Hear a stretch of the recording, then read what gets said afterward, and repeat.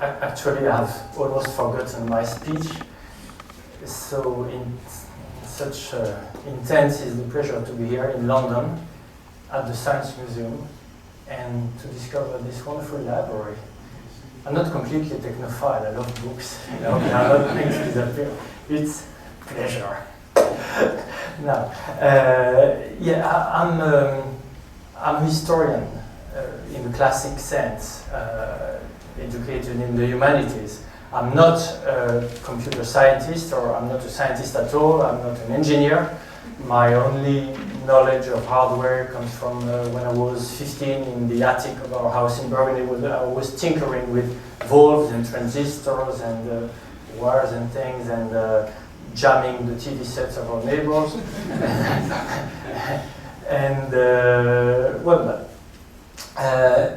And I had no specific reason to get into the history of computing, but in the 1980s, I was, just a few words about my itinerary and why I'm here. In the 1980s, I was hired by the CNRS, the Centre National de Recherche Scientifique, which is a bit the French equivalent of what the NSF is in the US, or what the, it's more pure science than the NRDC was in Britain.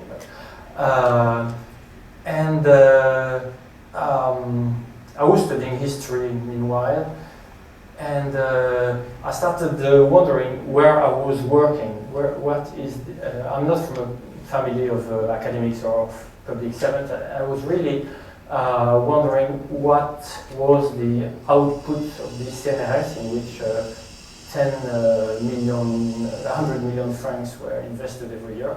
We knew what the output was, and I was wondering about the output. It was basically a taxpayer's question that I was asking. And I started studying the committees in charge of scientific evaluation, the committees whose role was to select and fund laboratories and to hire researchers, even sometimes to fire researchers, which was way more difficult. I realized that the best way to study these committees was to take a case study, and but I went on chasing for a case of a discipline which would help me answering three basic questions. How did this CNRS, this big research body, identify new emerging sciences? First question. How did these academic committees deal with science fields which were a stride between science and engineering or research and industry? And third question was, how do these committees, which were and still are more or less divided according to the traditional division of disciplines, mathematics, physics, chemistry, organic chemistry, inorganic chemistry, medicine, philosophy, economy, and so on. How did they manage research fields which were in the margins of these established disciplines? And to make a long story short, I chose computer science because computer science fit exactly in these three cases, in these three questions. And so I embarked on a 20-year-long journey, of which one of the outcomes is this book now. And I worked as a historian. I think you know how it goes. A work based on the sources, publications, printed sources, archives. We have many good archives, including the archives of the Bull company, which include most records from other companies that Bull has absorbed in the course of history. I have made certainly more than 100 histories, than 100 interviews. And I must say here that one of the most interesting and now moving interviews I ever made was with Maurice Wilkes. I interviewed him 20 years ago during a very pleasant day in Cambridge. And if I had the chance to meet him again, I would ask him much more questions than I dared to ask him at that time. Last but not least, industrial heritage collection. And even for someone who is not an archaeologist or restorer of machines, using all computers as records, as documents, is a very important resource that many historians tend to neglect, and it tells a lot. So every time I speak of this history, every time I make a conference, particularly in France, I put the stress on this essential problem, which is the preservation of heritage in an industry which moves and changes so fast. With these sources, my approaches again are quite classic. I've written a series of monographies to try to identify, to know, to understand what was happening at different levels, at different focuses, from biographies to monographies of faculties, of schools, of laboratories, of learned societies, even of programming language to the extent of my competence. Histories of machines, of companies, of course, and I'm beginning to study the history of user organizations like Share in France or the Bull computer user clubs. And from these monographies, I try to infer descriptions of processes and typologies. For example, what was the process of computerization, which led from pen and paper or desk machines to sort program computers in the middle of the 20th century? I've tried to understand how some universities became major centers of computer science research. Even in small or mid-sized cities, while big cities like, say, Lyon or Marseille were lagging, from why were pioneer centers formed, and how did others became late entrants, so to say. The process of the construction of new disciplines, which will be central in this conference, and the processes of political decisions, investments in a new field, and so on. My general purpose is to try to articulate what science historian Michael Mahoney in Princeton called the scientific and intellectual agendas, which I think is a very healthy and sound approach to a history of science, with what is more in the line with the classic historian's job, analyzing institutional, social, economic, political dynamics and constraints, and try really to integrate them all. The main purpose being to integrate the history of computing into general history. Now, if we take the first example of a process, or I guess most of you cannot read this very dense table. The details are not important. It's the list on the left-hand side. Is the list of the laboratories which were pioneers in building stored program computers from the late 1940s to the 1950s, in what are called the pioneer era, the pioneer period.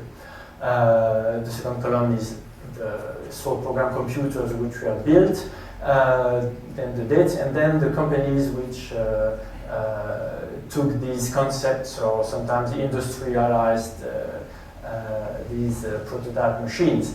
And there were quite a lot of these pioneer laboratories, of these pioneer centers, from of course the Moore School of Electrical Engineering to Cambridge and Manchester, but also including also the universities in Japan, in Czechoslovakia, in Eastern Germany, in Italy, in Pisa.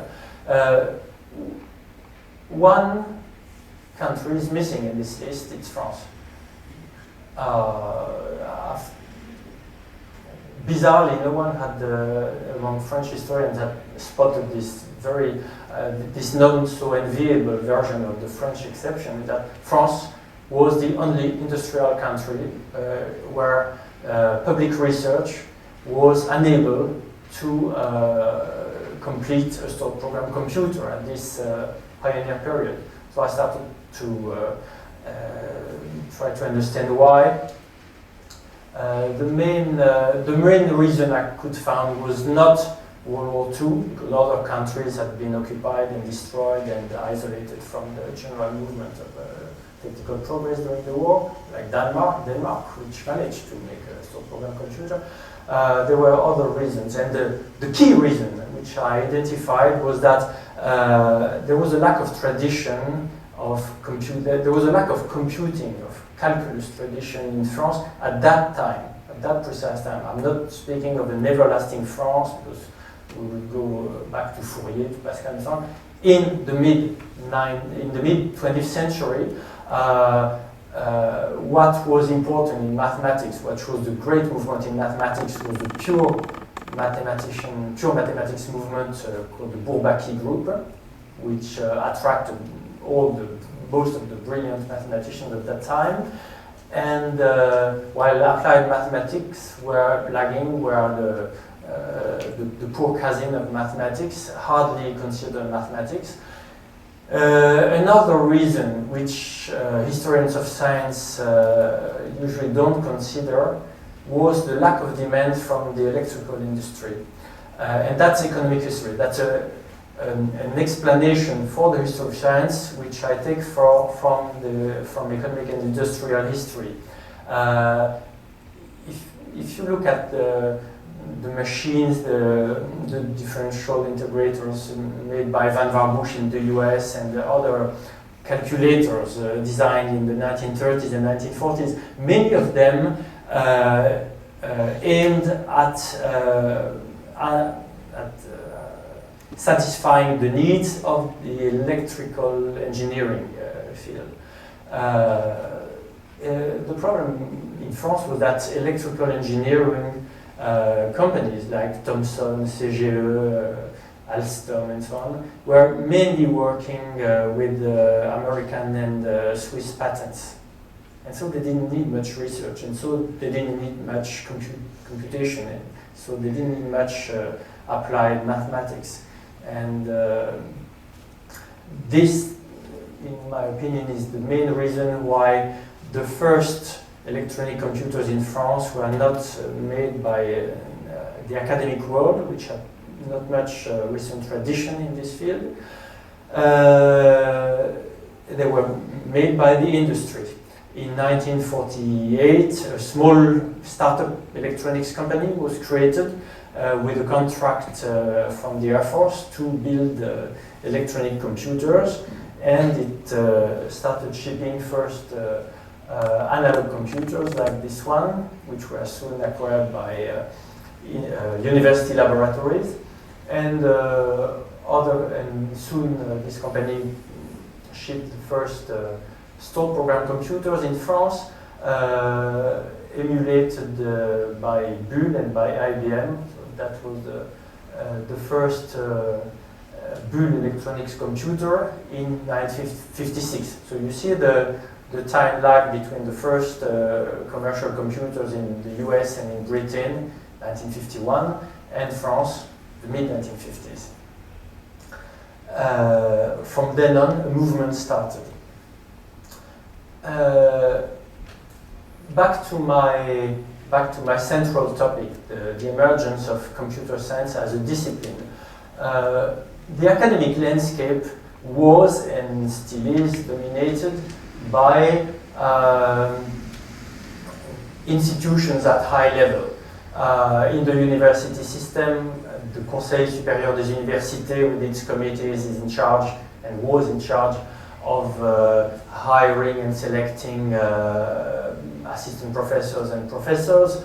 The similar committees existed and still exist at the CNRS to fund laboratories and hire researchers. And at the top level of the academic hierarchy are the Académie des Sciences, with its less than 100 members, and the Collège de France, where chairs have been traditionally created for new disciplines, for new fields, since the creation of the Collège in the 16th century. Obviously, in the 1950s, people who were programming the first computers, people who were building the first computer, people who were interested in computing, could not even think of being elected in these bodies, and at least certainly not to create specific committees for computing. There was no particular word for it in French. They would have called that cybernetics committee, but cybernetics was already starting to be considered as a more or less media thing for babblers. And so no scientist in the mid-50s would consider calling himself a cybernetician. I tend to describe these top-level bodies as fortresses, which were unassailable for computer scientists, for mathematicians who were interested in computing at that time, in the 1950s. Very briefly, the rest of the story can be described as the lateral strategy that people interested in computing had to follow in order to progressively gain some vital space, to gain some recognition within academic circles. They couldn't attack frontally these bodies. They couldn't even think of obtaining computer science committees. There was no such idea as computer science in the 1950s. So they had to outflank these institutions and to create progressively smaller strongholds around them, and only later to try to invest these bodies. Of course, the idea of a strategy of a computer scientist is a historian's reconstitution. At that time, computer scientists and engineers were just trying to do what they could to promote their activity and to legitimize it in the public sphere.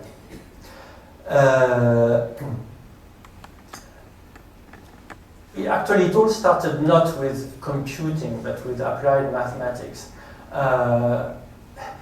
Recently, I submitted an article to, I think it was to the Annals of the History of Computing, saying that there was, that the beginning of this story was one professor in numerical analysis in Grenoble, another one in Nancy, another one elected in Paris, and a fourth one elected in Nancy, in Toulouse.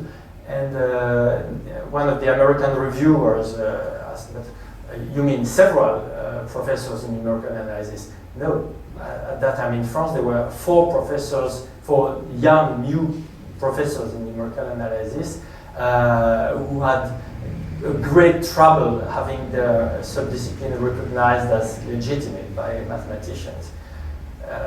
Numerical analysis was hardly considered a branch of mathematics, and so the first battle was to claim the legitimacy, the eminent dignity of applied mathematics, which was, they said, a very useful branch of mathematics for the education of the new generation of engineers, answering particularly the demand of new companies in electrical engineering. And that's very obvious from the prefaces, the introductions, the forewords of books in numerical analysis published at that time in the second half of the 1950s, which were really manifestos. They really had the tone of militant manifestos to get recognition for numerical analysis. And of course, their tactic was to explain that numerical analysis was an important branch of applied mathematics, and not to mention computing. If they wanted to get any legitimacy with the mathematicians, they couldn't even mention computing, but as an ancillary technique. The prime movers in this new field were these 5 faculties of science, these 5 universities, mostly because in Grenoble, Toulouse, and Nancy, there were important engineering schools. These universities had created engineering schools, particularly in hydraulics and electrical engineering in the late 19th century. And it's more than a coincidence that in the 1950s, applied mathematics, numerical analysis, and then computing developed in these centers. So they started, as usual, with desk machines, then they bought analog or digital calculators from the industry, and finally installed program computers after 1955.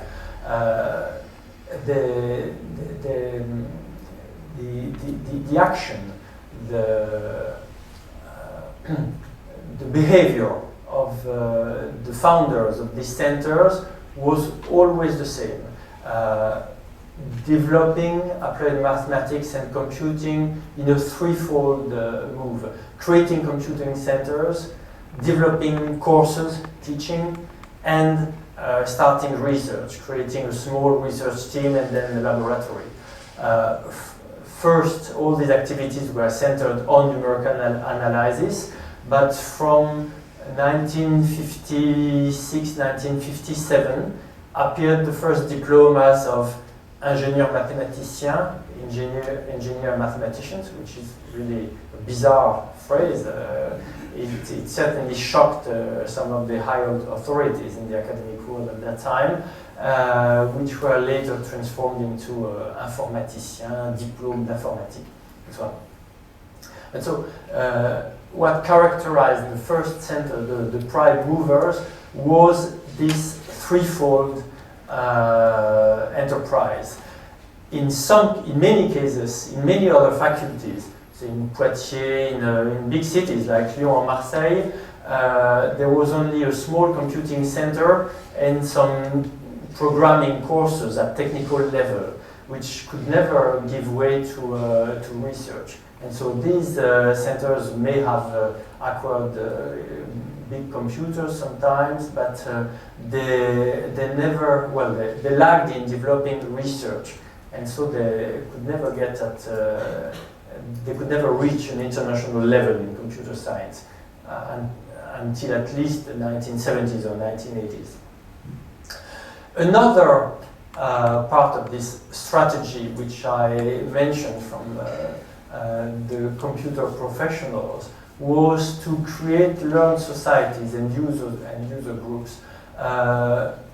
I said that the first program computers appeared in France in the mid-1950s, and immediately there was a wave of new learned societies. First for operations research in 1956, immediately after for calculation, Association Française de Calcul, which became the Learned Society for Computer Scientists and Computer Engineers, others for automatic control and command, industrial automation, or for measuring instruments. Most of these societies eventually merged together in the course of the 1960s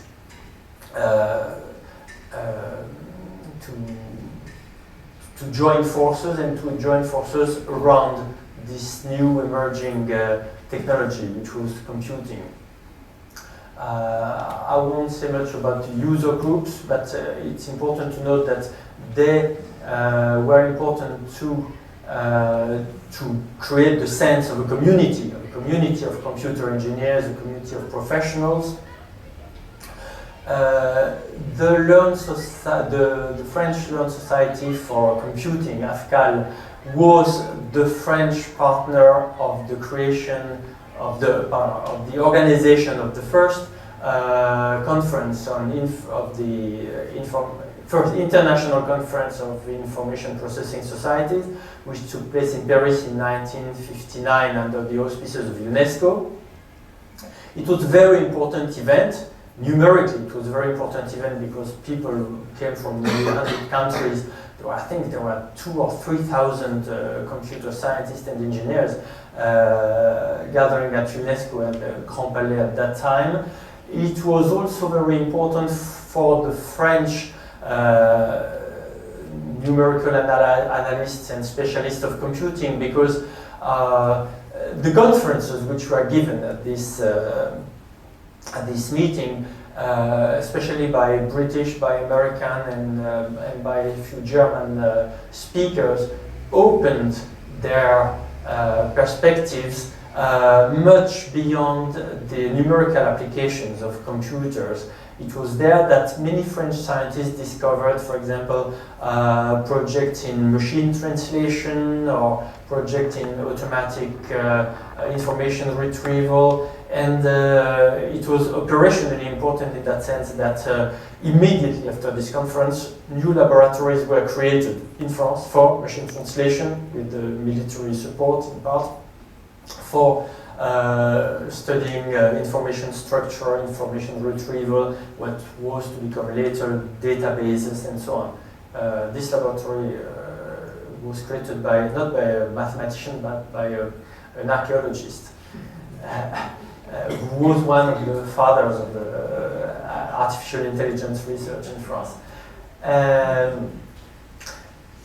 And so, as usual in the history of professions, when one studied the learned society's roles in shaping a profession, it's very interesting to look at their role in defining the contents of the discipline and its boundaries. What is to be done, what is an interesting problem, what is a central problem, what is to be considered a good solution, and so on. Studying the annual conferences of these learned societies or the reports of the user groups is very revealing about the progressive building of a community, of its shared values, and of what one could start to call a paradigm, a set of problems, solutions, and what defines a professional community. In the early 1960s, the scientific report, the annual reports of the CNRS and of the universities reveal, I quote, a vast research field, the opening of a vast research field, including many of these fields I just mentioned, which went beyond the purely numerical use of computers. One among the important events which contributed to shape this new science and to draw it, to help it branch out of applied mathematics was the ALGOL programming language. I think it's a good example of these factors which change a field, which modify intellectual agendas. ALGOL was absolutely not invented in France. It resulted from a common research between American and German computer scientists, soon joined by British and I think Dijkstra was one of the first in the Netherlands. And it arrived only in France with the UNESCO conference in 1959, where it was the first time when French computers people heard of ALGOL and I think ever heard of compilers. But some of them soon took on, And in the mid-1960s, there was a very lively algol community among French computer scientists in the industry as well as in the academic world. This was the first algol treaty published in 1965 by the Grenoble team, which were certainly leading the algol project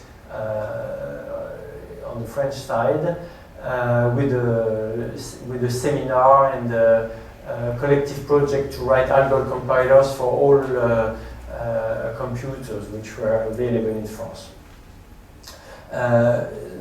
So if I stay a bit on this algol topics, it's interesting to consider algol not only as a language, as a programming language, as a technical tool for using computers, but also as a research program in the vast sense of a research program. That is something which sets goals, something which gathers the efforts of the whole community and shapes this community, and in fact creates a community.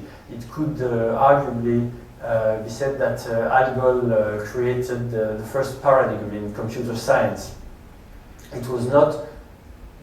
It was used essentially by numerical analysts to program calculations on computers, but it's open to new questions like what is a language, what means compiling, and so on. And that established links with very diverse intellectual agendas, such as the thriving new discipline of linguistics, which was also in full revolution. Linguistics leading to computational linguistics, with figures like Marcel Paul Schutzenberger, who was an outstanding French algebraist who worked with Noam Chomsky at the MIT and created certainly the first team of what would later be called theoretical computer science in Paris. So that's an incomplete and clumsy diagram I have started designing last weekend to try to put in place some of the elements of this story. It's open to criticism.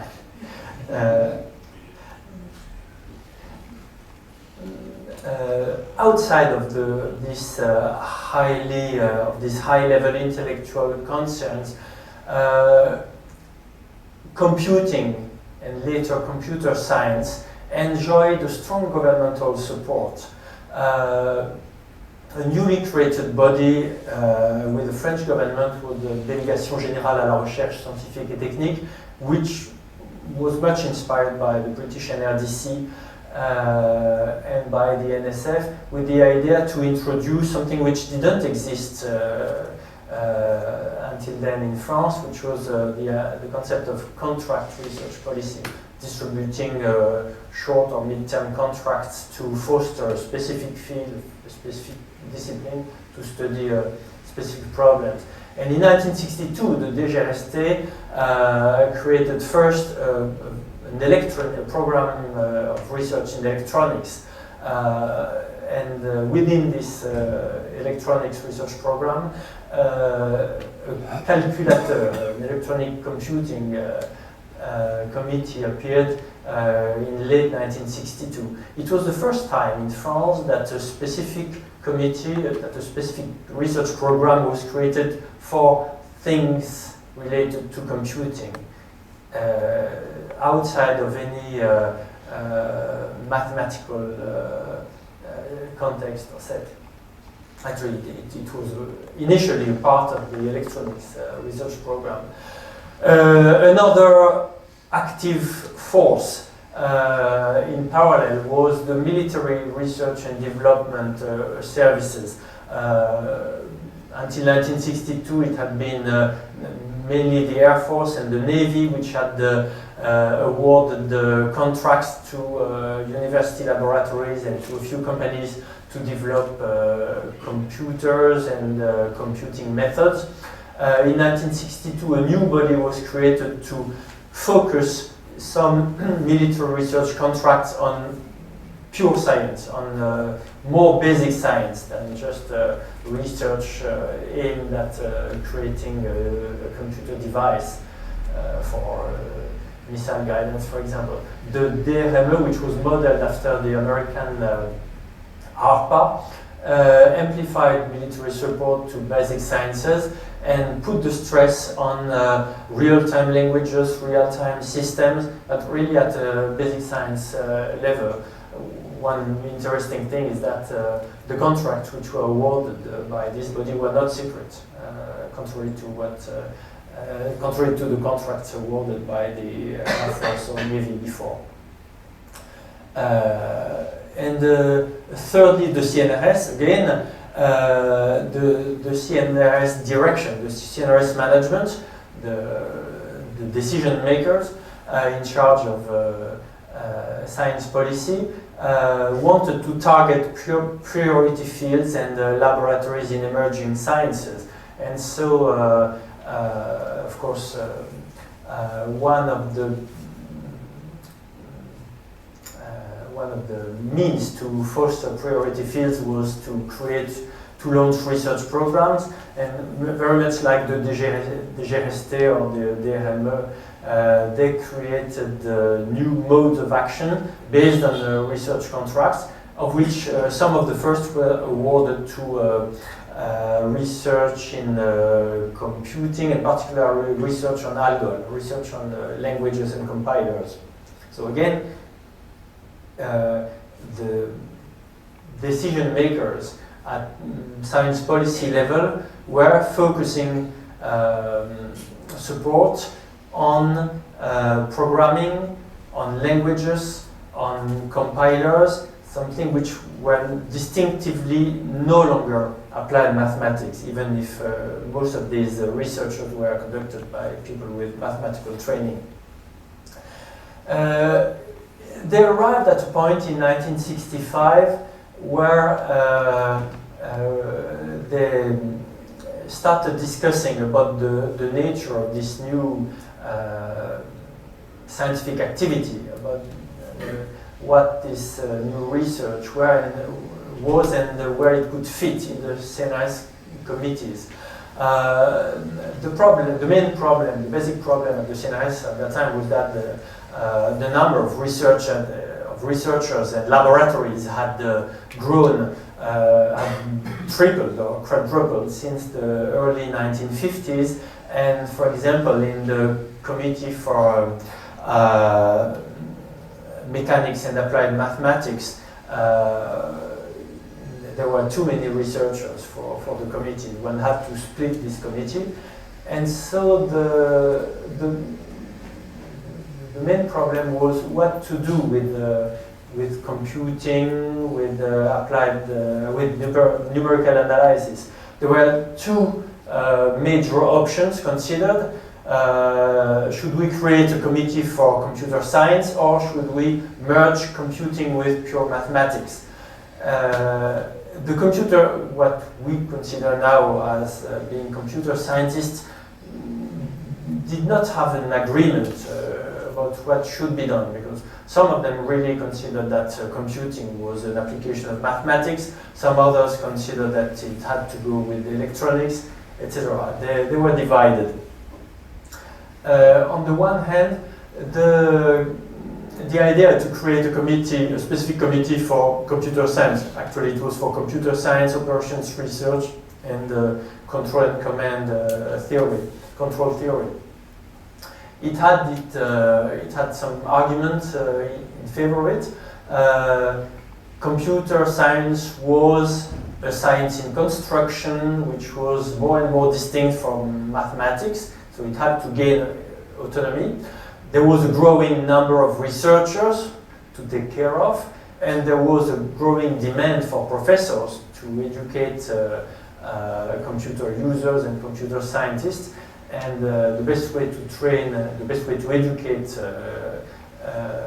professors was to multiply research projects and doctoral dissertations. And so, hence one needed a specific committee for that. Against this project, the arguments were that there was still not enough researchers in numerical analysis and computer science to justify such a committee, that on the whole their mathematical level was quite mediocre, and that it wouldn't be good for the CNRS as a whole to have these people made too visible. And another quote was that informatique est une science encore incertaine. That was in 1965. Computer science is still a quite uncertain science. One very interesting thing is that this sentence was said by a man who 2 years later was elected, no, the same year was elected at the programming chair at the Faculty of Paris. It was the authorities created a chair for programming, but he was still saying that it was not a science. And 4 years later, he wrote a book called La Science Informatique, which was a manifesto in favor of computer science. So apart from the easy irony that we can have retrospectively, it's very interesting to see in the reports of 1965 that at that time, even the people who would become soon the most vocal among computer scientists were absolutely not sure if what they were doing was a science or a branch of mathematics or a branch of engineering. The other option, I think I should accelerate, the other option was to merge computing with pure mathematics. The drawbacks which were foreseen quite lucidly, quite clearly, was that pure mathematics would not manage the growing needs for researchers because they were very selective, very demanding, and that they would not apply adequate evaluation criteria on computer science. They would apply pure mathematics criteria of selection. The advantage which were perceived were that, of course, rubbing applied mathematics and computer scientists with pure mathematics, with pure mathematicians would improve their level, their scientific level, and reciprocally, it would be very useful to revitalize, to revivify pure mathematics with new problems stemming from engineering or stemming from computer science. Well, the outcome was that in the mid-1960s, the computing and numerical analysis were merged with pure mathematics for the next 8 years. An advantage for computer scientists is that they had no competition from pure mathematics, from pure mathematicians for the funding of computers and laboratories, because pure mathematicians boasted that they could work with pencils and papers, and that was far enough for them. The main drawback, of course, was the very small number of researchers hired in computer science, again because they were not at the same great scientific level as pure mathematicians educated at École Normale Supérieure. The net research for CNRS was that the annual number of computer scientists hired in the early 1970s was exactly the same as it was in the early 60s. Meanwhile, and I'm back to my narrative line of computer scientists adopting or following a peripheral strategy to outflank the central academic bodies, was the creation of a series of institutional innovations. Over the years, a number of laboratories in computer science were created in association between the CNRS and the universities. At the Ministry of Education, a new minister decided, a new Secretary of State for Education decided to create a set of new diplomas for applied sciences. So masters and licenses were created for electronics and for computer science, for informatics. That was a very important step toward the official recognition of computer science as an academic discipline. And meanwhile, the same Secretary of State created a new kind of engineering schools within universities to give technical diplomas, which was something relatively new in French universities. It was important from the point of view of my story, in that these creations automatically opened many new positions for computer scientists, which had been trained earlier in the pioneer centers. So there was certainly a broadening of the field for the young computer scientists at the time. And at the same time, in 1966, the government launched the Plan Calcul, which main focus was on the industry. The main purpose of the Plan Calcul was to create a French national champion in computing, a bit like the British government was doing with the creation of ICL at the same time, and somehow the German government too, with the Siemens and Telefunken. But an important side of the Plan Calcul for us was that it had also a research and an education side. The Plan Calcul created an institute for research in informatics and automatic, research institute for computer science and control theory, which was the first independent research center created in France for computer science.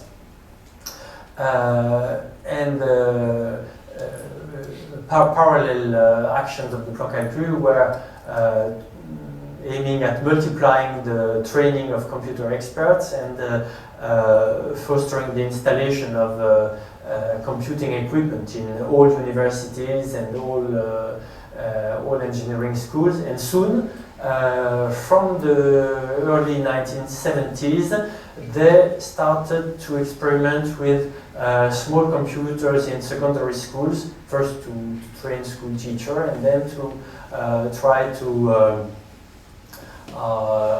diffuse computer literacy for the population. So in spite of all its flaws and all its eventual failures, the Plan Calcul was a very important action in favor of fostering and recognizing computing as a science and as a discipline.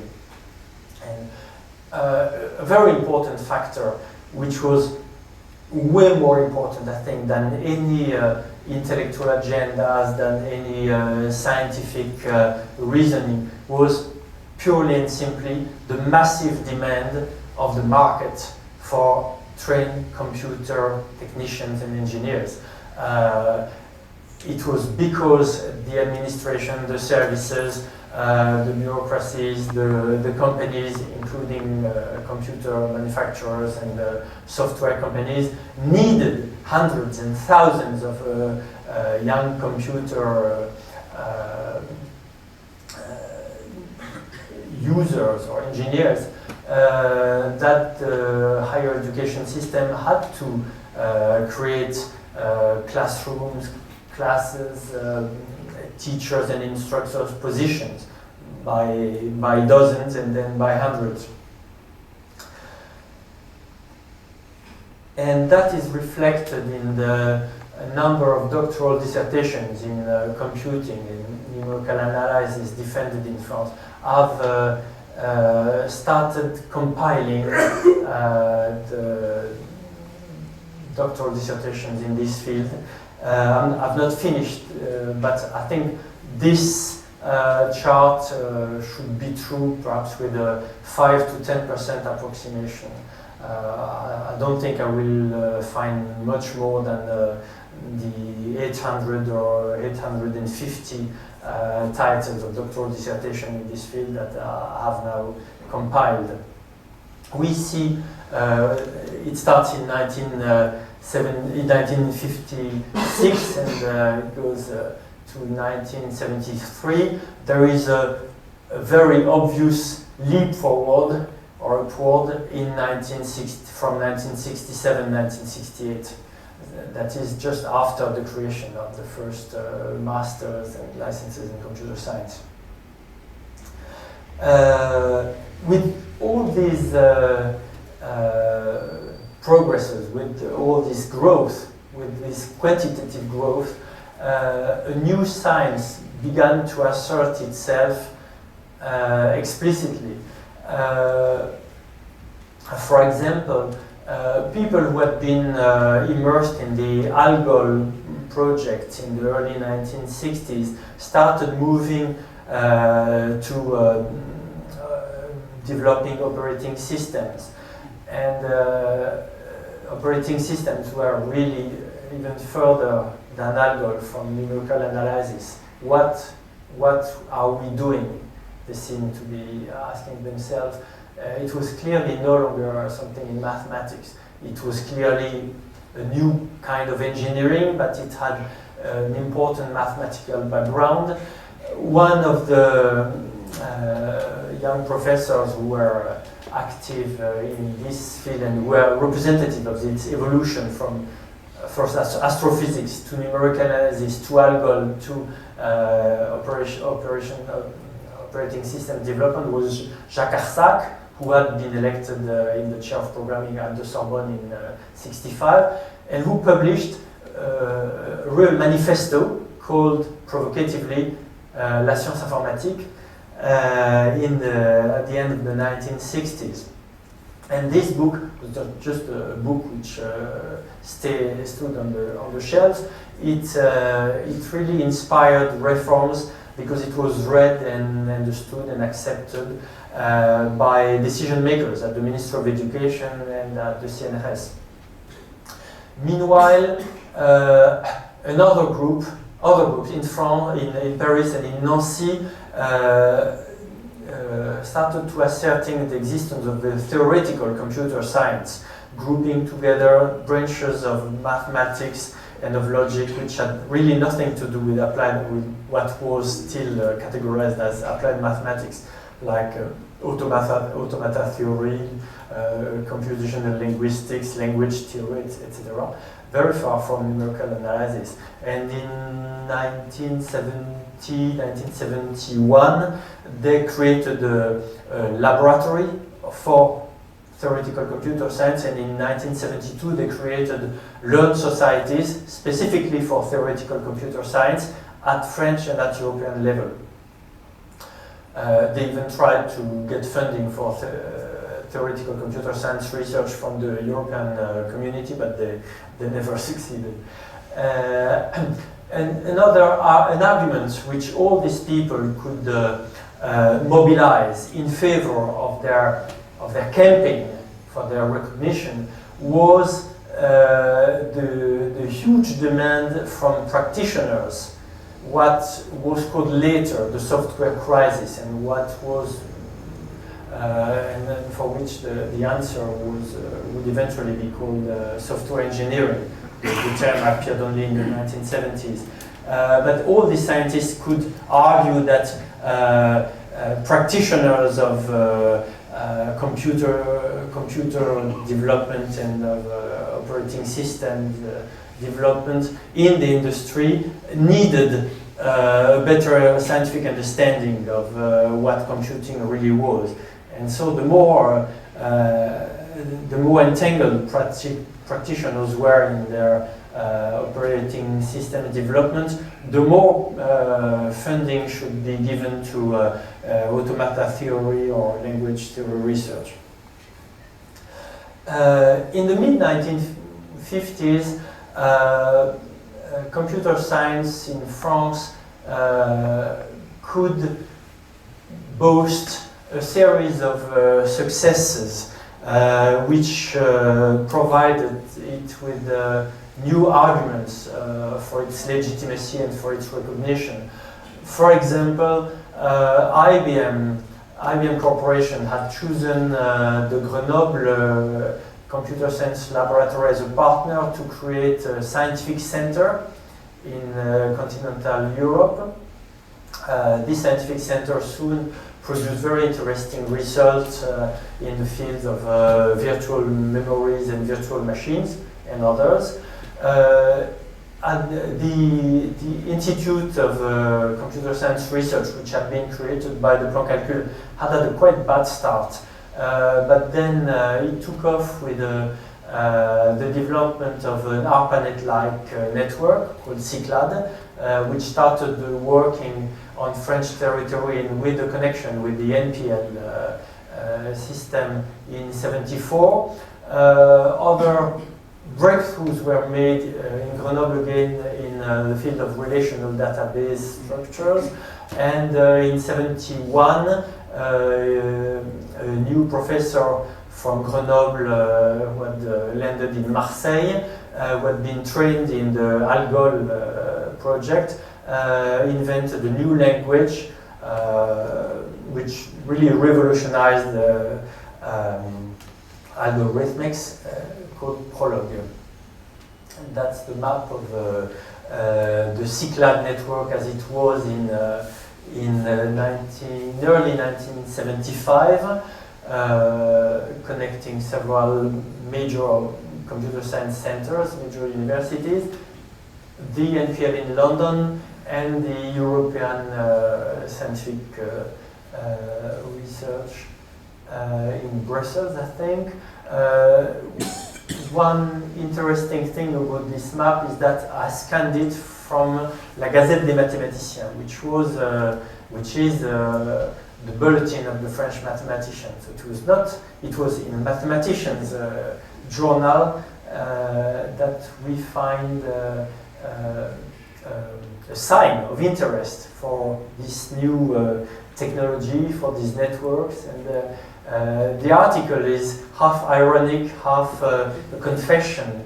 The major idea is that we mathematicians have been very long at understanding the usefulness of computing. Actually, computing is not really useful for pure mathematics, but still we should have and keep an eye open on it. Another sign of the growth and the blossoming of computer science in France was the number of researchers in the various academic centers in France. One interesting feature is the stability of the early entrance of the pioneer centers, the prime movers, which were Toulouse, Grenoble, Nancy, from the early 1950s, and also Paris, plus a few cities which were catching up, like Rennes, because of science policy decisions, and major French cities like Lyon and Marseille, which are much bigger than Toulouse or Grenoble, but which hardly appear on this map of French computer science in 1973. With this growth and with these scientific achievements, computer scientists were then able to impose the recognition of their discipline within the Ministry of Education and within the CNRS. Along the 1970s, first a new mission à l'informatique was created in the Ministry of Education to push the agenda of computer science within the Ministry of Education. A subcommittee for computer science was created within the mathematical committee in the university, which became a full committee 15 years later. And at CNRS it was a bit different. The circumstances was the desire of CNRS to make more visible the usefulness of pure science for society and industry. Remember that we were at the beginning of an economic crisis. There was also the fallout, if I may say, of the restrictions on the US budget for universities at the same time, which had consequences in Europe. And so the CNRS decided to create a new department for engineering sciences, which was of course not called for engineering sciences, but the Department of the Science for Engineering. It took them at least a year to decide on a name which would not cause a riot among pure scientists. And it was a perfect opportunity at last for the computer scientists to have their own autonomous committee within CNRS. This committee constituted the rather satisfactory and stable organization, as it lasted 25 years until 2000, where it expanded into a department, and last year it has been created in an institute as an institute. So now computer science has become one of the major disciplines at CNRS, with an institute at the same level as physics, medical sciences, chemistry, and there is not even a full institute for mathematics. The ultimate recognition was much later with the Academy of Science and with the Collège de France, at the Collège de France. And again, I'm cooking my argument again and again. Why was it so late in these two bodies? It's because at the Académie des Sciences and at the Collège de France, the only criteria to elect a new member or to choose a new professor are pure science criteria. There is no pressure of the economic demand, there is no pressure of science policy makers, as it's the case in the industry or at the CNRS. To sum up, computer science emerged from low-status academic work supported by external alliances. The early, the prime moving laboratories in Grenoble or in Toulouse would have never been able to exist in the face of the established science, particularly of mathematics and even of physics in faculty boards, if they had not been supported by contracts and by even secondment of teachers from the industry and from the military or from civilian technical bodies like Électricité de France. Second, beyond, I insist on that, beyond the talents and the entrepreneurial spirits of its pioneers, computer science was pulled by the demand of the economy. Thirdly, the development of computing was altogether a target and a resource for overall policy. Science policy makers wanted to promote computer science. They were precious allies for computer scientists because they wanted to modernize France, because they wanted the plan was to triple the number of engineers educated over the 1960s, for example. And there were two waves of creation of engineering schools. All the campuses which now exist were built at that time between the late 1950s and the mid-1960s. But reversely, the development of computer science in France was, of course, a blessing for these policymakers, because it showed that they were successful, it showed that they were at last putting France into the modern world. We are going toward the year 2000 and so on. Lastly, in complement with the other arguments, fundamental computer science, theoretical computer science, for example, developed from the 1960s, of course, for intellectual reasons, to follow intellectual agendas, to fulfill intellectual ambitions, but also for institutional reasons, because it was necessary to develop a theoretical, such a thing as a theoretical computer science, to be able to assert the legitimacy of computer science as a full-fledged discipline, instead of, and to be able to reply to the objection that computing was just an application of mathematics. No, we have a set of theories of our own. I scribbled a little chart to illustrate this idea of a convergence of interests which shaped computer science and helped it branching out of applied mathematics throughout the 1960s and the 1970s. I'm not going to read it, but I try to show how the convergence of intellectual agendas, institutional agendas, industry interests, government science policy decisions and policies converged to create a new science. And it's from this convergence that that computer science emerged. A side question is, when I was writing the last part of my book, I started, or I restarted wondering how this fitted with the Thomas Kuhn theory of the structure of scientific revolution. And I turned these ideas in my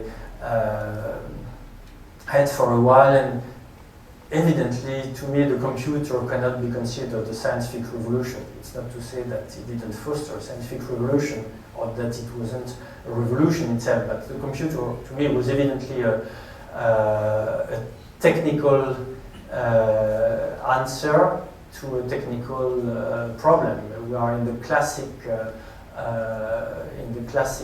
landscape of the history of technology, that is science, reverse science, which innovators destroy by putting together several devices to produce an innovation.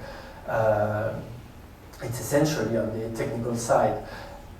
Yet the Thomas Kuhn's theory is perfectly applicable to this story, in that what the computer scientists were trying to do over the 1960s and 1970s was to build and establish what Thomas Kuhn called the normal science, with diplomas, learned societies, conferences, journals, institution, committees, the profession, the community, its boundaries, its contents, and so on.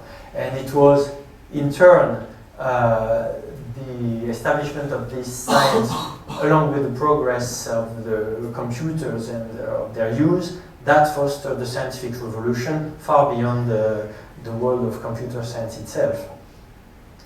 Now, before you ask your question, I have two questions. Really. When did mathematical logic appear in computer science curricula? I have some ideas, but the reason why I'm asking this question is that I'm coming, I was last week in a conference, a very interesting conference in Gand, Belgium, on the philosophy and history of computing, in which I would say that at least half of the papers implied the idea that the abstract Turing machine of 1936 was the direct predecessor and inspirator of the hardware computers of the late 1940s. And from what I see in, at least in French, textbooks, manuals, course programs, diploma curricula, etc., and doctoral dissertations, mathematical logic, and particularly Alan Turing's work, did not appear until at least 1962 in the best case, and rather not until the mid-1960s. The second question is very punctual. When did the term discrete mathematics appear? I have no idea. Of course, I've Googled it, but thanks.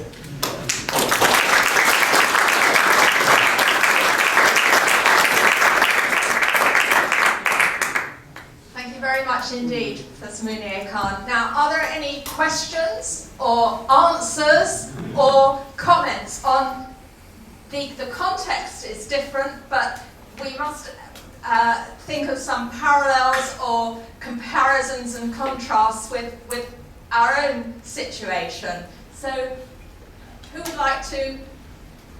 Sorry, Dan Hayton. Interesting thing that I was thinking about as you were talking is that I see some parallel, and I'm not sure whether you would agree with it, between the emergence of home computing in the UK with the advent of things, you know, like the BBC Micro and various other machines which were available on the high street, and the penetration of Minitel into French society, which I, as a visitor to France over the years, saw as quite a parallel thing. At what level was there a sort of popular interest in computers and informatics driven by the availability of Minitel? I've never thought of that. Sorry. It's quite simultaneous, you're right. It's striking. It was two very different policies, actually. As far as I understand, the BBC computer project with the diffusion of the Acorn computer was a very clever endeavor to promote computer literacy for the population, with ideas which were much more clever than what the French were doing at the same time with the Centre Mondial Informatique of Servan-Schreiber. Well, I'm not going to dwell about that, but the Minitel was actually quite different thing because it didn't aim at all at spreading computer literacy. Yeah. On the contrary, it was a ready-to-use terminal, a dumb terminal, which was free. I got mine at my local bank office. There was a stack of boxes with Minitel. Take one if you want. I just had to plug it into the telephone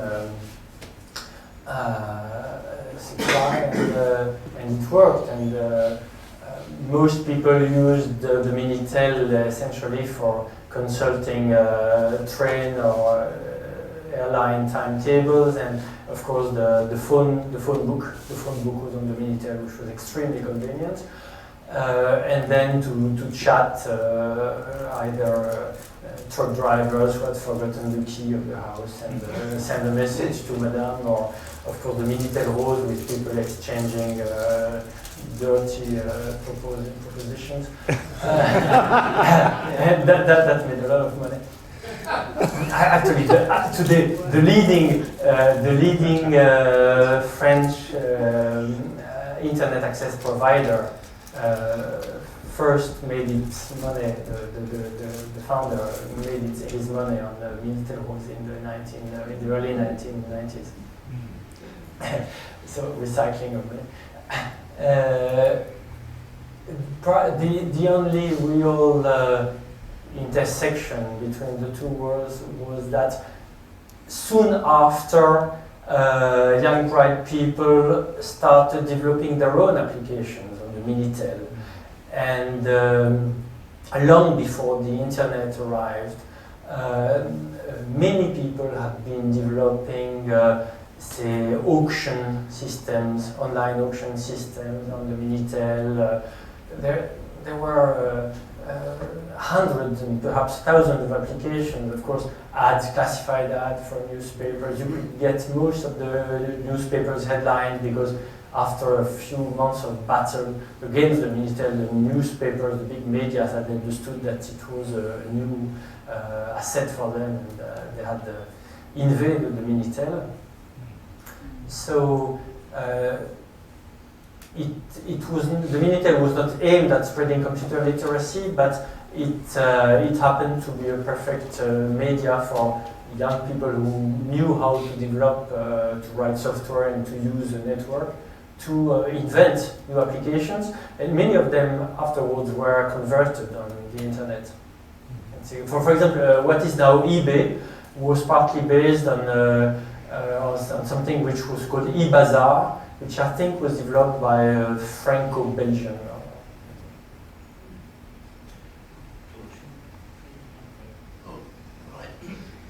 I'm George Davis. I'd like to recall, wasn't our last meeting here, paying a tribute to Sir Maurice Wilkes, who died earlier, and I had the privilege, after a substantial introduction of facts, I had the privilege of paying a tribute to him, which was very gratifyingly received with a standing ovation. The point I want to make is that mid-1949 at Cambridge, computers were being used to do useful work for people who needed useful work doing, and this was rapidly followed by others. And it seems to me, from what was said, this was at least half a decade before the same sort of stage was reached in France. Perhaps I misunderstood. No, Joe, you understood perfectly. That's exactly what I said. And ironically, I refer to the photograph I gave to the CCS to illustrate the webpage announcing this conference. One of the very first stored program computers installed in France was a calculatrice électronique Elliott 402, installed at the CNRS, at the very CNRS which had failed in developing the Kufinger machine.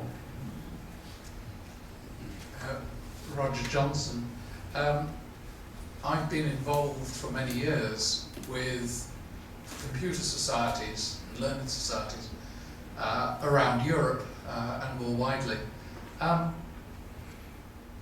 would have to say that the French learned societies in the area of computing have not been notably successful in terms of longevity, and certainly not professional institutions. What is it, in your view, about the way French society is structured that, compared to the UK or to Germany, possibly even to Italy, the French societies have a different character? I don't have a complete answer to this very interesting question. I would say first that more generally, learned societies in France are ill, feeble, weak, and have been weak for a long time. Now, regarding particularly the AFCAL, which was then called AFCAL-T and AFSET, well, it disappeared about 15 years ago. It has been recreated under another name. It is lively, but not so lively as to support computer historians and computer restoration societies, which is a big difference with you.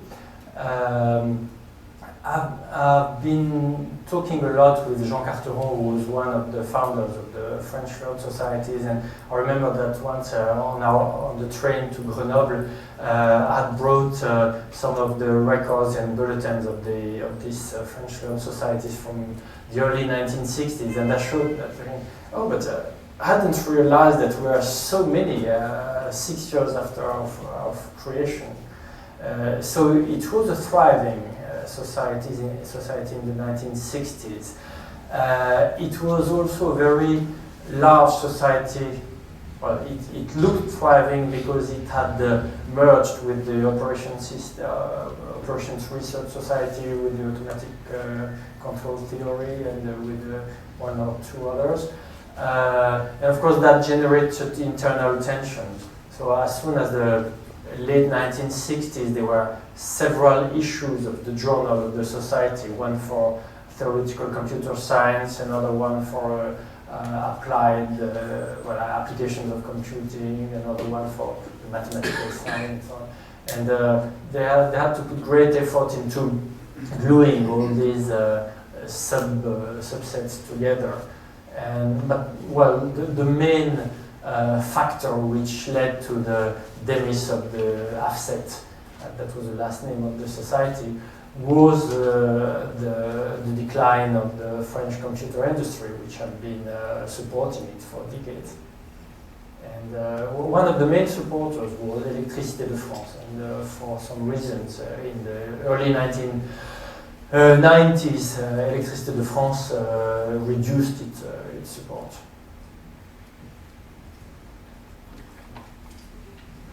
David Hartley. There's a problem in this country we've just begun to realise. It's to do with schools.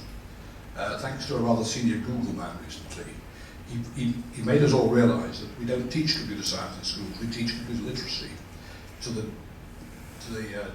disbenefit to this country. What's the situation in France? Do you teach computer science in schools, or do you teach computer literacy? I don't teach at all. Not in this field. I teach history. I understand the question. I think it's about the same. It's because the demand of the students, as far as I know from what I read in newspapers and from my talk with my colleagues, computer scientists and professors, they are quite unhappy with the fact that most computer students just want recipes, object programming, and but it's very difficult to convince them that that there is such thing as computer science with scientific basis and so on. And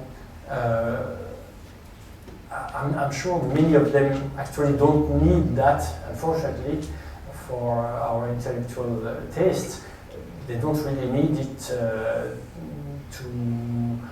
to develop web pages, websites, and so on. They certainly need sound scientific basis much more when they are hired by companies which ask them to develop real-time systems like Eurospace or Airbus and so on, where you can't tinker too much at random with code. But strikes a chord. I remember having read a report by American computer scientists of 2 or 3 years ago, complaining about the same drift of the teaching of computing towards recipes and low-level engineering tricks. That's all the answer I can provide. My name, excuse me, I have to use this thing. My name is Bill Ollie. When I saw the title of your talk, The Emergence of Computer Science, I believe that's the title, I was curious to know what line is he going to take. Is he going to talk about the terminology or the substance or what? Because in terms of the emergence of computer science, I always understood that the term was first used in Stanford when a fellow called George Forsyth put that label on something he was teaching. Okay, and it obviously spread across the Atlantic as it did, and my old university, Manchester, in fact, also began to teach a course called computer science. Okay, now I'm well aware of the French predilection for making sure everything has a good French name, and I very clearly I spent some time at the IBM, on the IBM 704 used in Place Vendôme, if you know that, and I was intrigued by the tendency to say, you know, the whole of Fortran language was translated into French. You know, Bobinet, for instance, and I'm just wondering what your thoughts are actually on whether you think two things really. One thing is the term informatique. Is that supposed to be a synonym for computer science, or is it a totally different concept which has some overlap or some common ground with computer science? Does it cover the same? Because it seemed to be the French translation for computer science, but I'm not entirely sure that it was. And I'd like your input on that. Thank you very much. While hearing you, 3 things came to my mind. I hope I'm going to remember them all in the course of my answer. Regarding informatique, informatique was a brand name originally, just like in the USA when Bauer invented informatics to name his company.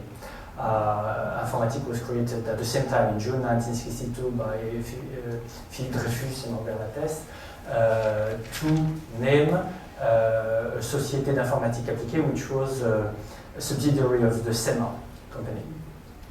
And very shortly they let the name go public, unlike the Americans. Otherwise, the Association for Computer Machinery would have been renamed Association for Informatics, I was told. Informatique was a very successful word in French and in a few other languages because it's polysemic, because it can mean anything whoever has to do with computers want. So it's a good recipe to coin a new word if you want many people to have to invest in interest in it. The basic translation of informatique is computing, anything computing, making computers, using computers, thinking scientifically about computers. That's informatique. L'industrie informatique is the computer industry as well as the software industry. Now, in the particular case of my lecture, informatique stands. Informatique has to be translated with computer science. That's really what the people had in mind when they created masters in maîtrise d'informatique, thèse de doctorat d'informatique, commission d'informatique des universités. It's computer science. There is no difficulty in that. And it shows, it confirms how polysemic the word informatique is. Now, you talked about the acceptions of words. I didn't study that very much. Of course, I studied how the word informatique had caught in the French language and in French institution because it's revealing. But I'm not personally interested in trying to decide whether it was right or not to call it informatique. What I'm trying to do as a historian is to see how different people in different positions in the scientific field, between mathematics, engineering, and so on, reacted to the term, used it as a tool to promote their own ideas, their own agendas. Who went in 1975 to the informatique committee and who stood in the mathematics committee, for example. That's a good way to show how the field was structured and what people thought of what they were doing. There was a third thing, but I will recover it afterwards. No, sorry. Yes, there is a set of very good reflections about these problems in the conference. I was just alluding to. I'm not an organizer of this conference. I'm not doing advertising for it, but it was really an interesting conference held in Ghent, in Belgium, on the philosophy of computing. The abstracts are online for whoever wants. But that was really centered on epistemology and philosophical history of ideas, much more than on computers. Simon Lamington. I was interested in your comments about algol being maybe the first paradigm for a research community. And I would agree with that, because I think there was a trend of, I might say, engineering ad hocery in the development of both computer hardware and computer languages up until, let's say, the late 50s. But there also persists, I think, since algol, a kind of split between the continued desire to have a cohesive research community that has some academic pretensions. Algol became perhaps the logic community, the declarative language community, denotational semantics, and all that sort of thing. But as that was going on, there was also the engineering ad hocery persisting in the use of computers in science. It was the Fortran camp and the physicists who put their flag, nailed their flag to the Fortran mast, and CDC and Cray, etc. followed. Can you comment at all on these developing communities and the persistence of ad hocery? I like the term. I couldn't say better than you, but emergence of a community. I haven't seen that very much, because even Algol, despite its ambition, its initial ambition to be a really universal language, didn't completely achieve portability between different computers at that time. And so that was perhaps one of the reasons why it somehow disappointed some of the hopes which had been put in it. Basically, at the end of the 1960s, Algol was taught in all computing training programs for France, at least at graduate level and at master's level.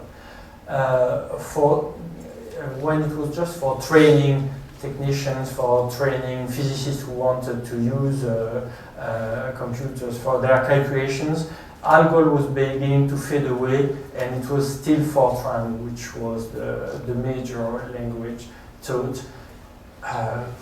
Because all scientific computers had Fortran compilers which were usable, while, for example, at that time it was Algol 68 which was beginning to be studied, and people were trying to start developing Algol compilers. Well, in France, the first Algol compilers were not available until 1975, and so in spite of all the great intellectual merits of Algol, people relied on Fortran. And but it was not only between Fortran and Algol. Look at the effort put by IBM to impose PL1. It didn't really work. I'm studying that now while I'm writing my next book on the C2Z, the company of the plan calcul, the French national champion. Their first plan was to have Algol and PL1 compilers as well as Fortran and COBOL compilers on their Iris computers, but I think they developed one PL1 compiler for one client, but they abandoned the idea of having Algol compilers because the users were too few. Remember that we're not only considering the scientific users now, but all the computer users. In the late 1960s, I have it from a survey made in 1970. The large majority, perhaps 3/4 of the programmers, were still programming in assembly language. Some 15 to 20% used more or less Fortran, COBOL, and that's it. And about 5% used either Algol or PL1. 5%. I think you would find a larger number of users of high-level languages in the Netherlands or in Germany, for example. But at least in France, we have that proportion. 3/4 assembly, 1/4 high-level languages, of which very few were using the beautiful formal languages like Algol and PL1. My name is Clive Page. I'm not a computer scientist, but I am a scientist. And I've had a good bit of contact with computer scientists over the years. And I've detected a sort of transatlantic difference, which I'll briefly explain. In the United Kingdom, most computer science research seems to be done in universities called Department of Mathematics and Computer Science, or occasionally Department of Computer Science and Mathematics, depending on who won the struggle between them. The mathematicians are often not at all happy about this. especially when they find some of their colleagues who are experts in things like software engineering. They turn their noses up about anything to do with engineering. Now, in the United States, the typical department name is called electrical engineering and computer science. And this gives their computer science a much more practical aspect, because they think of themselves as engineering, as engineers of a particular sort, not as mathematicians of a particular sort. And so software engineering comes naturally to them as a subdivision. And of course, the United States has been much more successful than almost anywhere in the rest of the world in computer science over the years. And I wonder if it's because they think of computer science as a part of engineering, not as a part of mathematics. What do you think the situation has been in France? Wow, they're so pragmatic, you know.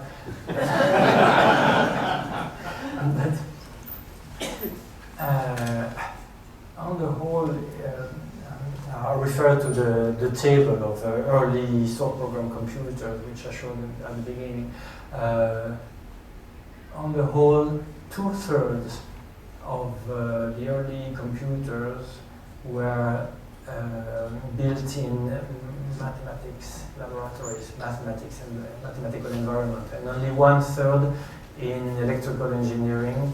It was the case in Manchester, it was the case at the Moore School of Electrical Engineering. But on the whole, if you take all the countries, not just Britain and the US, it was in majority in laboratories with the terms mathematical, like in Cambridge, with Morris Wills. Even, of course, he had the electronics engineers working with him, and he was himself trained in electronics somehow. So, I don't know, but the computer science department, now I remember the third thing I wanted to say. Thanks. Yeah, in the US, the first department of computer science with that name were created in 1962 at Princeton, I think in Purdue, or with Stanford. Anyway, it was in Purdue, and but the same kind of thing existed at the same time. As well, it was more or less the same in Cambridge and Manchester, at least de facto. When Princeton was with mathematics, Purdue, I don't remember, MIT it was of course with the electronics, Cambridge with math, Manchester with well, it's difficult because there is still an argument between British historians about was Max Newman just sitting back and looking at the electronicians developing the Manchester machine, or was he very active? I would tend to think he was very active. So it was partly in Manchester, it was partly in mathematics, partly with electronics engineering.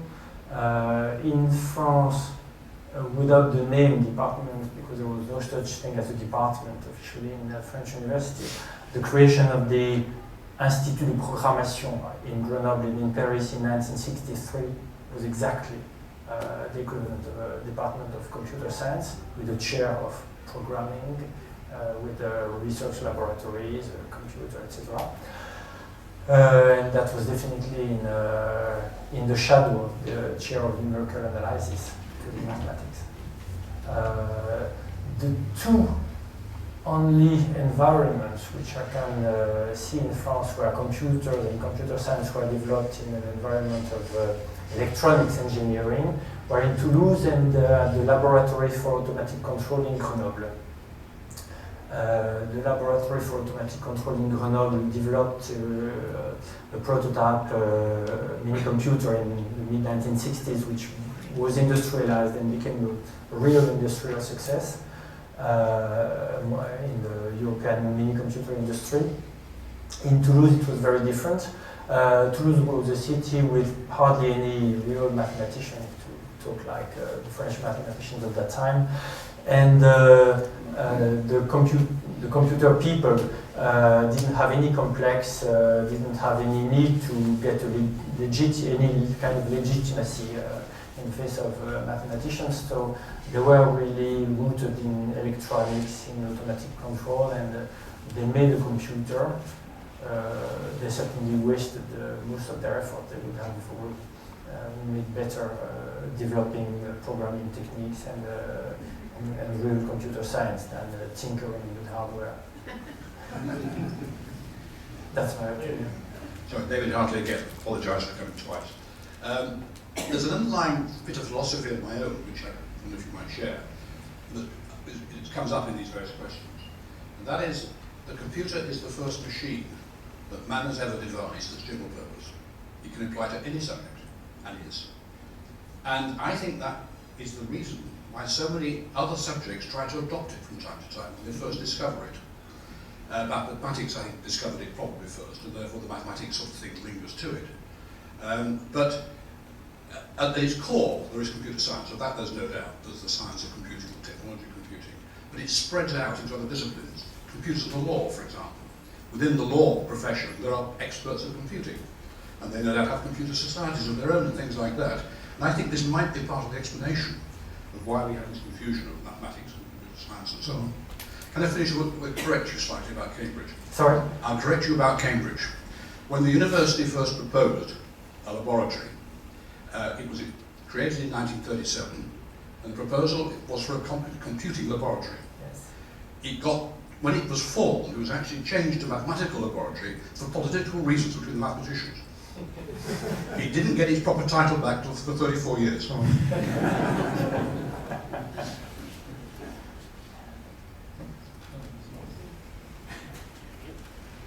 Sorry, but that's a very interesting remark, a very interesting story, because I found the same stop and go, or do, stop, wait, and redo in other circumstances. Computing people trying to assert very early what they were doing and having to retreat back and starting again 20 years later. I have several examples of that kind of process. There was a period in the 1980s, when librarians and universities merged their computing centres with libraries. Totally wrong. They're still done. Yeah, Richard Milburn.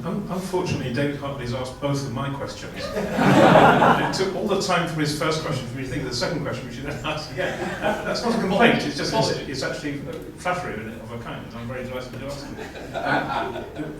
I would observe slightly differently the schools question and say that there is a kind of another area of disciplinary thinking, which is around school curriculum.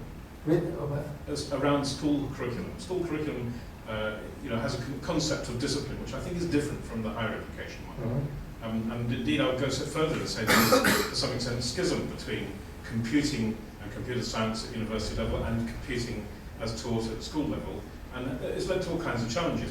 But the answer, I think, is exactly in David Hartley's second question, which is about this kind of spreading of computing power into every single discipline. And my only way of recovering from the situation where my questions have all been taken is to ask you as a historian how you feel history has benefited from computer science as a tool in historical analysis, historical thinking.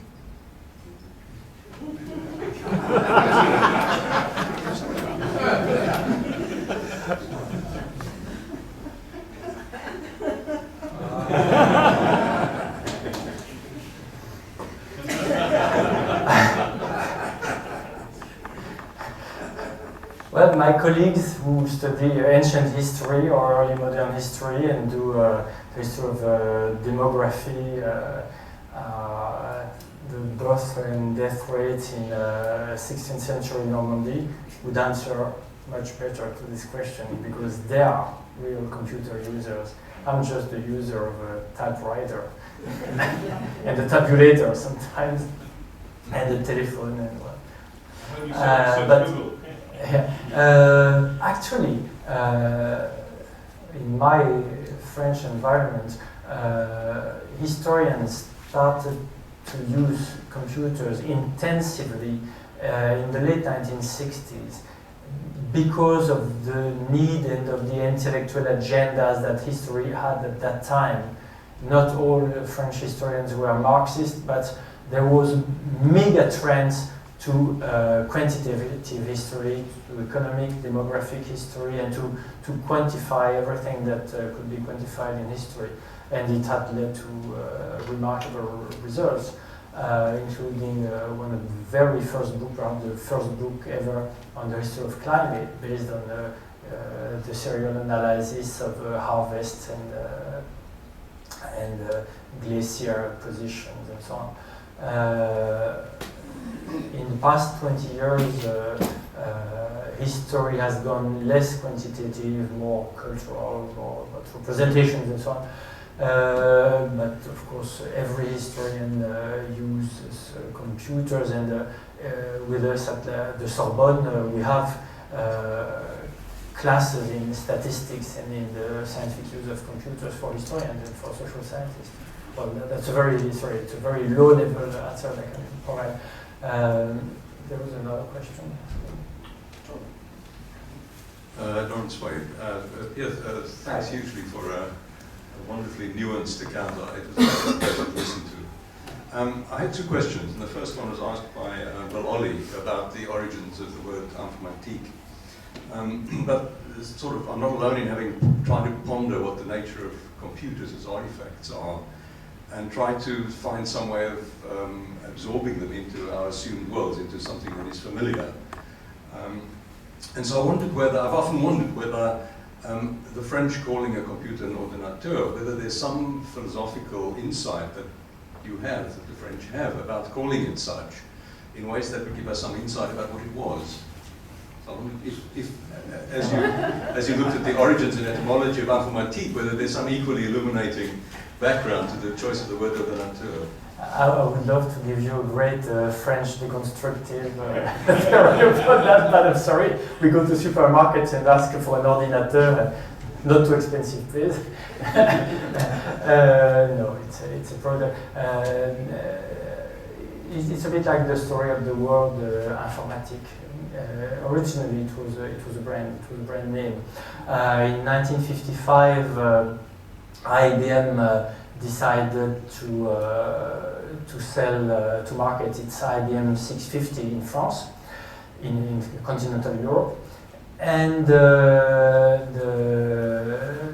managers at IBM France Place Vendôme started wondering if they couldn't find a nicer word than electronic data processing machine to sell it on the French market. And it happened that one of the CEO of IBM France had a good friend who was a professor of Latin at the Sorbonne, and he wrote him a letter. Could you help me and find your name? At that time, professors of Latin didn't think of having a contract for communication science, and he just replied him with a short letter, which has been conserved for historians, saying, que diriez-vous de ordinateur? It's an old medieval theology word for God in the organizing function of God in the universe. Your field is very far from theology, so there is no risk of making confusion.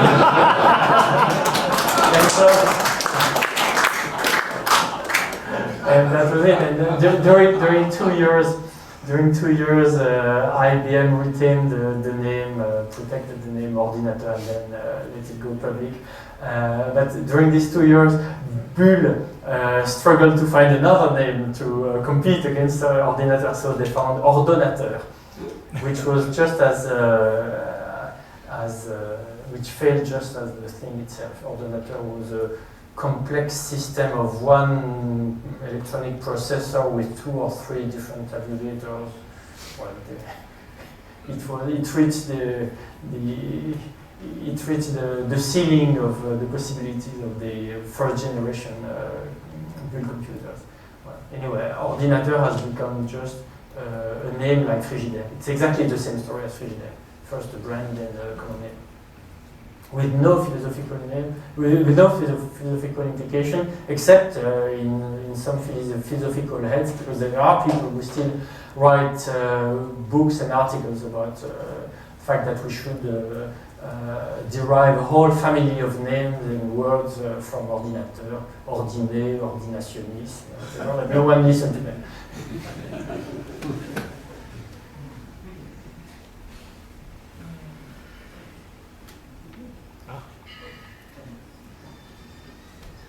John Young. Interesting about ordinateur, of course, our computer should be computor, not computer, because a computer was actually a person who computed.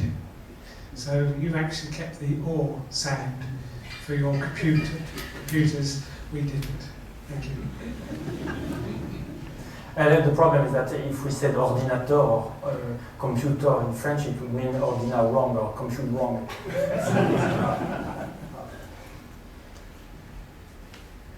Another thing I wanted to say, someone has asked the question, I think, just a remark. One of the important structuring decisions or parts of policy in the history of computing in the French academic world was the report and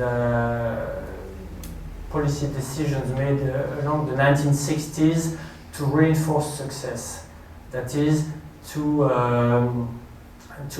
assign the biggest computers or the biggest fundings to the early entrants, like Grenoble, Toulouse, Nancy, Paris, to reinforce success and to support computing efforts in smaller centers, but always to fuel the people who had been most enterprising in the early development of computing. And I discovered recently that the same had been done in Britain even earlier, from the 1950s. There are two excellent articles which I read in the past years about the reports and the equipment policies in British universities at that time. So we had two parallel policies. I don't think they even I don't think the French or the British needed to know what the other were doing to make that kind of decision. But still, again, I'm writing the history of computing because I'm interested in the history of computing, but also doing the history of computing is an extremely interesting way to understand how institutions worked, how social groups worked. It's a great revealing factor. It's a revelator, as photographs would say, about the rest of the scientific world. And usually the tradition in the French university was rather to pulverize fundings equally over different shares, different laboratories, and different universities. Here we have a good example of a real priority field in the priority policy. And perhaps it was much due to what computing was, essentially. Well, Professor Mounier-Kuhn, thank you so very much. We share the desire and the challenges of preserving our computer heritage, you from your historian's perspective, and we've heard such an interesting and, to me, new information about how computer science has developed in France in many ways very differently from how it's developed here. And we've had a wonderful discussion, and I just want to thank you very much again on behalf of us all. So thank you. Thanks a lot for the very warm message. I will also my speech. And I have got to be sure to remind you all of the forthcoming date for our next meeting, where we'll be hearing about, watching and hearing historic computer films. That's on the 15th of December here at 2:30, and also a preliminary note for you about the 19th of January, when Hamish Carmichael will be giving a presentation on misplaced ingenuity and some dead ends in computer history. So 2 dates for you to remember. thank you very much for coming along and for this interesting session that we've had. So thank you all.